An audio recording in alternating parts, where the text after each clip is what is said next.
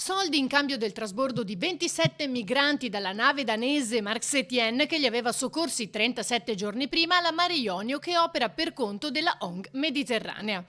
È l'ipotesi della Procura di Ragusa, che ha disposto perquisizioni a Trieste, Venezia, Palermo, Bologna, Mazzara del Vallo, e per cui sono indagati l'ex leader del centro sociale Rivolta di Marghera e dei No Global italiani Luca Casarini, l'ex assessore comunale di Venezia Beppe Caccia, il regista Alessandro Metz e il comandante Pietro Marrone.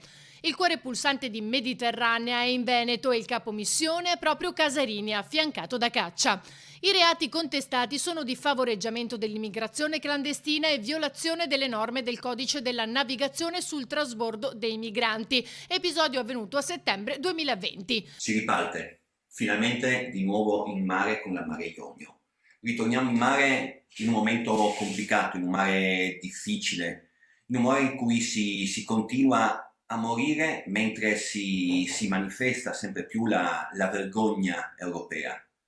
La vergogna che vediamo nel mare Egeo e sulle isole greche, su quell'isola a confino dove 13.000 persone stanno bruciando vive, dove una nave mercantile, la Maersk Etienne, è ferma in un limbo punitivo da 37 giorni. La colpa è aver salvato 27 persone. Quel comandante d'equipaggio hanno fatto quello che bisognava fare: salvare 27 persone a rischio annegamento. Mediterranea però risulta estranea all'inchiesta.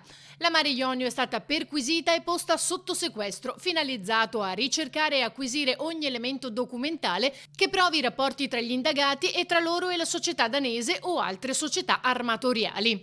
Per la procura, il trasbordo dei migranti sarebbe avvenuto senza nessun preventivo accordo con le autorità maltesi né italiane e apparentemente giustificato da una situazione emergenziale di natura sanitaria, documentata da un report medico stilato dal team di soccorritori imbarcatosi illecitamente a bordo del rimorchiatore.